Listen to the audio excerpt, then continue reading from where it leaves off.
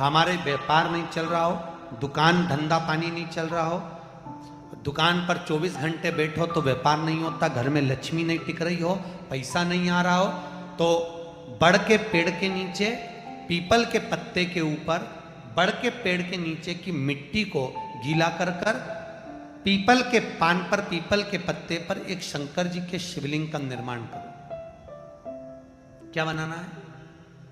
शंकर भगवान का शिवलिंग। शिवलिंग बनाकर उसकी बटकेश्वर महादेव के नाम से पूजन करो। 7 बार कच्चा दही चढ़ा दीजिए। उस दही को थोड़ा सा चम्मच में उठा लीजिए। उस दही को लाकर जहां तुम्हारा व्यापार है, जहां तुम कमाने के लिए बैठते हो, दुकान पर बैठते हो, उस दुकान पर उस दही से स्वस्तिक बना दीजिए। और इस पीपल के पत्ते पर जो बटकेश्वर महादेव का तुमने निर्माण करा है, इसको ले जाकर विसर्जन कर दीजिए। आपकी दुकान 3 महीने के अंदर धड़ाके से चलना प्रारंभ हो जाएगी महाराज। लक्ष्मी की कभी कमी नहीं आएगी। यह बटकेश्वर महादेव का पूजन है। कौन से महादेव है? जम के बोलिए, बटकेश्वर।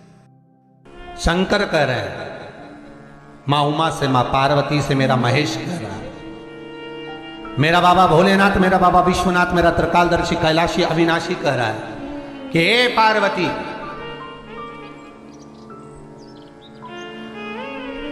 एक बीला, एक बेल जो मुझे समर्पित करता है, और समर्पित करने के बाद उस बेल की महत्वता देखिए, जो बैसाख महीने में बाबा शंकर को जो चढ़ाया जाता है, और 1000 अश्वमेध यज्ञ का पुण्य फल हम प्राप्त कर लेते, मात्र एक फल चढ़ाकर, मात्र एक फल चढ़ाकर। हे पार्वती, संसार का मनुष्य जब मुझे वो बेलपत्र समर्पित कर, वो बेल का फल समर्पित करता है, पार्वती वो फल जो मुझे चढ़ता है, फिर मैं भले नर्मदा के जल से निकला हुआ कंकर शंकर क्यों ना हूं, फिर चाहे मैं गंगा के जल से निकला हुआ कंकर शंकर क्यों ना हूं, चाहे फिर मैं यमुना के जल से निकला हुआ कंकर शंकर क्यों ना हूं, चाहे मैं सरयू के जल से निकला हुआ कंकर शंकर क्यों ना हूं, चाहे मंदाकिनी के जल से निकला हुआ कंकर शंकर क्यों ना हूं, ए पार्वती, फिर जो भी शिवलिंग पर वो बेल समर्पित होता है, वो बेल उठाकर जीव अपने कार्य में ले सकता है। ये माँ उमा से कह रहा है। तो उस बेल की महत्वता जानेंगे। अब अपन उस बेल को जानने के लिए वापिस स्कंद पुराण में चले, तो स्कंद पुराण में लिखा हुआ है कि जो बेल बैसाख के महीने में शंकर को चढ़ाया जाता है, वो बेल का फल उठाकर रख लिया जाता है। बैसाख के महीने में उस चढ़े हुए, बाकी के आपको बेल का फल खाना हो तो बात दूसरी, पर चढ़ा हुआ जो बेल का फल है वो पूरा बैसाख नहीं खाना। बैसाख के बाद में अगला जो महीना आए, उस महीने के अंदर उस फल के अंदर का गुर्दा निकालकर उसको सुखा लीजिए, और सुखाकर जिस व्यक्ति को पथरी की बीमारी हो और जिस व्यक्ति को पेट में बहुत भोजन पचता ही नहीं है, पूरा शरीर पाचन क्रिया बेकार हो गई, उस व्यक्ति को केवल 7 दिन तक शंकर पर चढ़ा हुआ वो बेलपत्र प्रदान कर दीजिए। पथरी भी बाहर और पाचन क्रिया भी ठीक, जिंदगी भर तकलीफ नहीं। उस बैसाख में उस फल की इतनी महत्वता बाबा भोलेनाथ स्कंद पुराण, लिंग पुराण, नर्मदा पुराण, पद्म पुराण के अंतर्गत, शिव महापुराण के अंतर्गत वर्णन कर, उसकी महत्वता है। वो बेल का फल साधारण नहीं हो सकता। मेरे शंकर को जो जो चढ़ता है ना, वो कुछ भी चीज साधारण नहीं है। में कहा कि जब धन कम हो, संपदा कम हो, व्यापार नहीं चल रहा हो, बहुत कष्ट, बहुत तकलीफ की जिंदगी निकल रही है,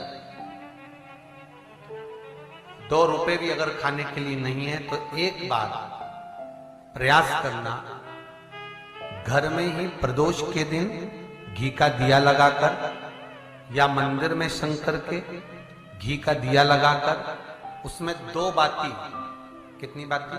2 बाती रखना। चाहे तुम लंबी रख लो, चाहे गोल रख लो, पर रखना 2 ही बाती। घी का दिया लगाकर दुख दहन स्तोत्र का पाठ करो। दारिद्र दुख दहन स्तोत्र का पाठ बाजार में किताब मिल जाएगी। नहीं मिले तो मोबाइल पर सर्च कर लेना, उसमें निकाल लेना, उसका पाठ करो। कम से कम 5 प्रदोष तो करो। और बाबा विश्वास रखना शिव महापुराण पर, अगर पहली प्रदोष पर ही आपने अगर घी का दिया लगाकर आसन लगाकर शंकर के सम्मुख में प्रदोष के दिन प्रदोष काल में शिव की पूजन कर कर दारिद्र दुख दहन स्तोत्र का पाठ चालू कर दिया तो विश्वास रखना कि 5 प्रदोष तक तो बाबा खुद करुणा कर देगा। आपको मुड़कर नहीं देखना पड़ेगा। नौकरी नहीं लग रही, सर्विस नहीं लग रही, परास्त तो हो चुके हैं फॉर्म भर भर कर, दुनिया के हाथ जोड़ जोड़ कर। एक बार महादेव के हाथ जोड़ लो, एक बार उससे कह लो